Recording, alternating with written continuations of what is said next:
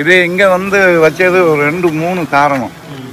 ஒன்று, நம்ம ஏரியாவுக்கு கேப்சிகம் வருமா வராதா ஒரு பிரச்சனை.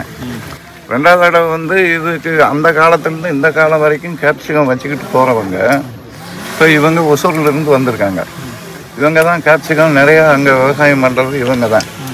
இவங்க என்ன பண்ணுவாங்கன்னா, நம்ம இப்போ 1 ரூபா வச்சுருக்குறோம், அவங்க 2 ட்ரிப் லைனை இழுத்து 2 செடி வச்சுக்கிட்டு போகிறாங்க. 2 செடின்னா ஒரு ஏக்கருக்கு 11,000 செடிக்கு மேலேயே விழுகும்.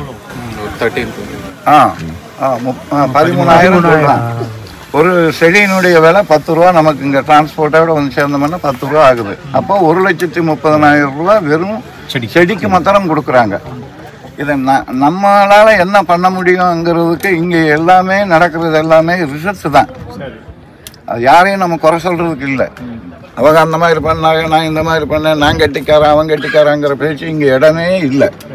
இங்கே நம்ம செஞ்சு பார்த்துக்கிட்டு எது நல்லா வருதோ அதை சொல்லுவோங்கிறது தான் இங்கே நம்ம பண்ணியிருக்கோம். இப்போ நாங்கள் சிங்கிள் லைன் தான் வச்சுருக்கோம். அவங்க என்ன பண்ணுறாங்கன்னா 2 செடி வச்சுட்டு ஒரு செடிக்கு 2 கொப்பை மேலே தூக்கி விடுறாங்க. நாங்கள் ஒரு செடியை வச்சுக்கிட்டு 4 கொப்பை மேலே தூக்கி விடுவோங்கிறது முடிவு பண்ணி வச்சுருக்கோம். அவங்களுக்கு எத்தனை டன் வருது, நமக்கு எத்தனை டன் வருதுங்கிறத நம்ம திருப்பி முடிவு பண்ணுவோம். 2வது தடவை வந்து இது பாலி ஹவுஸ் போட்டோம்னா பாலி ஹவுஸில் நல்லா வருதா ஷேட் ஹவுஸில் நல்லா வருதாங்கிறது பார்க்குறது. அவங்க ஆல்ரெடியாகவே பார்த்துட்டாங்க. அவங்க ஷேட் ஹவுஸ் போடுறது வந்து கம்மியான உயரத்தில் போடுவாங்க. நான் எப்போத்திருந்தே கம்மியான உயரத்தில் வேண்டாம், சூரியனுடைய அந்த வெப்பம் நேரடியாகவே செடிகளுக்கு தாக்கும், உயரமாக தான் போடணுங்கிறதுனால நம்ம உயரமாக போட்டிருக்கோம். இப்போ இந்த இதுவும் பார்க்குறவங்க பார்த்துட்டீங்க, அந்த இதையும் பார்ப்போம். ஏன்னு கேட்டீங்கன்னு சொன்னாமல் நமக்கு ஒரு 15,000 சொல்கிறாங்க. சரி, நான் 11,000 கணக்கு வச்சுருக்கிறேன்.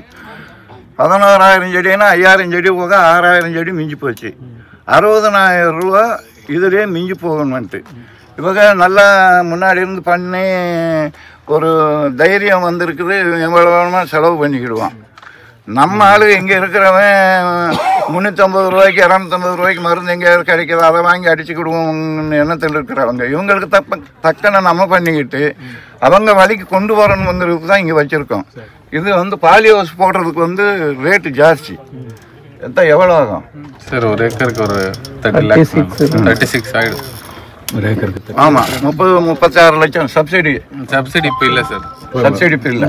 36 லட்சம் ரூபா இது போடுறதுக்கு ஆகுது. ஒரு ஏக்கருக்கு 36 லட்சம். தமிழ்நாட்டுக்கா இவரும் தமிழ்நாடு தான் இருந்தாலும் கூட அவங்க முன்கூட்டியே போட்டு அவங்களுக்கு எல்லாமே தெரிஞ்சுக்கிட்டதுனால அவன் தைரியமாக போடுவான். புதுசாக நம்ம ஆளுக்கு புதுசாக போடணும்னு சொன்னோம்னா இவ்வளோ ரூபாயா டிஏபி யூரியா எடுத்து போடுறதுக்கு காசு இல்லாமல் இருக்கிறப்ப இவ்வளோ ரூபாய் எங்கே செலவு பண்ண போகிறான்? இதில் நம்ம என்னமும் கம்மி பண்ண முடியுமா? விவசாயிகளுக்கு என்னமும் சொல்ல முடியுமா? நம்ம தென்கோடியில் இருக்கிற விவசாயி விடமும் நல்லா வரணும். எங்களுடைய கோரிக்கைகள்லாம் இப்போ நீங்கள் உங்களுக்கு இத்தனை பேரையும் கூப்பிட்டதுக்கு நீங்கள் எங்கெங்கேயோ இருந்து வந்திருக்கீங்க, ரொம்ப சந்தோஷம். ஆனால் எங்களுடைய எண்ணமெல்லாம் என்னென்னு தெரியுமா? விவசாயி நல்லா வாழணும். அந்த ஒரே ஒரு குறிக்கோள் தான். நம்ம காசு போனாலும் பரவாயில்லன்ட்டு இவங்ககிட்ட தான் சொல்லி அங்கேருந்து ஆளுகளை கூட்டு கொண்டு வந்து நம்மளே மெட்டீரியல் வாங்கி அவங்க போட்டு கொடுத்துட்டு போயிருக்காங்க. அதே இது பக்கத்தில் ஷேட் நெட் போட்டிருக்கோம். இப்போ நீங்கள் இந்த செடியும் பார்த்துருக்கீங்க, நீங்கள் அந்த செடியும் பாருங்கள். கடைசி முடிவு வரைக்கும் நம்ம இப்போவே நம்ம எதுவும் முடிவு எடுக்க வேண்டாம். அதில் எவ்வளோ ஈல்டு வருது, இதில் எவ்வளோ ஈல்டு வருது. நமக்கு கடைசி முடிவு வந்து ஈல்டு ஒன்று தான்.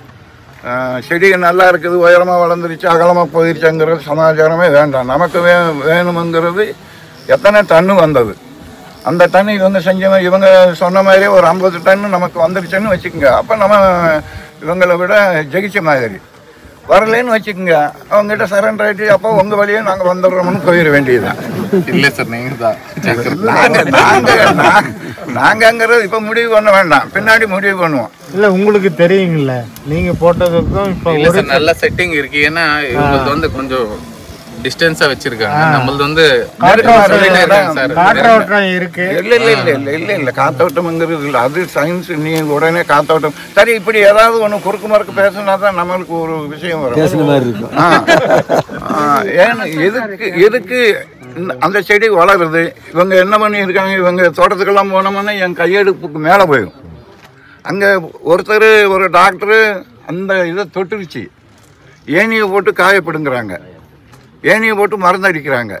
இது தேவையில்லாது. கீழே காய் வந்துருச்சுன்னா செடி வளராது. கீழே காய் வந்துருச்சுன்னா செடி வளராது. அதுக்கு நம்ம 4 விட்டுருக்கோம். 4 விட்டு இப்போ இவங்க வந்தோடனே எனக்கு அதான் ஒரு உபதேசம் சொல்கிறாங்க, இலையெல்லாம் எடுத்துடணும். அவங்க என்ன மேல்நாட்டில் என்ன பண்ணிட்டாங்கன்னா அதே வழியில் இவங்களுக்கு சொல்லி கொடுத்துட்டாங்க. அவங்க மேலே தப்பு கிடையாது. ஏன்னா இவர் டைரெக்டாக ஒன்றும் பண்ணலை. இல்லை, நம்ம யூடியூப்பில் பார்க்குறப்போ அவ்வளோ உயரத்துக்கு காயாக தொங்கும். ஒரு இலையும் இல்லாமல் கட் பண்ணிடுவாங்க. அதை ஒரு பெரிய மோசம். எப்போவுமே எதையுமே நம்ம வழிக்கு அதை கொண்டு வரக்கூடாது. அது வழிக்கு நம்ம போனோம்னா நமக்கு அது நல்லா கொடுக்கும். இலையை கட் பண்ணுறப்ப என்ன ஆகும்னா உணவு உற்பத்தி பண்ணுறது கம்மியாகும். ஒளிச்சேர்க்கை, அதாவது ஒளிச்சேர்க்கைங்கிறது ஒளிச்சேர்க்கை வெயில் அடிக்கணும். வெயில் அடித்து இலை மேலே விழுந்து இது போய் உணவு உற்பத்தி பண்ணி நிறைய கொண்டு வரணும். இலை இல்லைன்னு சொன்னால் ரொம்ப கஷ்டம். இவங்க என்ன பண்ணுவோம், கொண வரைக்கும் இலையை கட் பண்ணிக்கிட்டு தான் போகிறாங்க.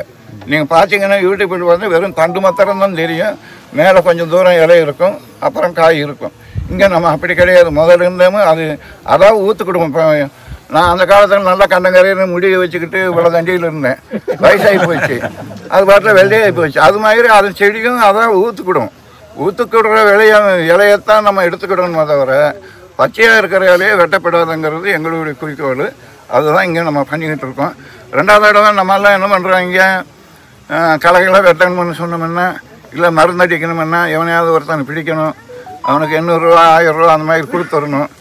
இங்கே என்ன பண்ணுறோம்னா உரங்கிறம் போடுறதுக்கு எல்லாமே இங்கே இருந்தே நம்ம எல்லாருமே கொடுத்துட்றோம். இதுக்கு முன்னாடியே இருக்குது, இருந்தாலும் கூட செயற்கை உரத்தை கூட இதில் கொடுக்கலாம். சாலிபிள் ஃபெர்டிலைசர் இவங்க கொடுத்துக்கிட்டு இருக்காங்க. இப்போ நம்ம இங்கே என்ன பண்ணியிருக்கோம், நம்ம பின்னாக்கு நம்ம ஃபேக்ட்ரியில் ஏதாவது அதாவது நாங்கள் எடுத்ததுக்கு அப்புறம் மிச்சம் இருக்குதோ அதையெல்லாம் உரமாக்கி இங்கே இப்போ நனைய போட்டு வச்சுருக்கோம். இது வேணுமானா நீங்கள் மோட்டர் போட்டு ஏற்றணுமானா இன்றைக்கே பார்த்துக்கலாம். நீங்கள் எண்ணெயும் கூட இது வழி தான் ஏறுது. நம்ம இன்னும் ஒரு பெரிய விஷயம் என்னன்னு சொன்னோம்னா, இது யாரை சொன்னாலும் ஒத்துக்கிடவும் மாட்டாங்க. ஏன் நம்ம சொல்லிக்கிட்டு அவங்ககிட்ட பேச்சு வாங்கணுமென்ட்டு நாங்களும் பெருசாக பண்ணிக்கிறது கிடையாது. நாங்கள் எங்கள் வேலையை நாங்கள் பார்த்துக்கிட்டு போகிறோம், அவ்வளோதான். என்ன தான் இங்கே நமக்கு மொத்தத்துக்கு உரமே என்ன தான், கடலை எண்ணெய் நம்மக்கிட்ட தான் இருக்குது, தேங்காய் எண்ணெய் நம்மக்கிட்ட தான் இருக்குது, எள்ளெண்ணெய் நம்மக்கிட்ட தான் இருக்குது, எல்லா எண்ணெயும் நம்மக்கிட்ட தான் இருக்குது. நாங்கள் இதை எதுக்கு செய்கிறோம்னு சொன்னால் காலப்போக்கில் எப்படி வச்சுருக்கானா கடவுள் நமக்கு தெரியாது.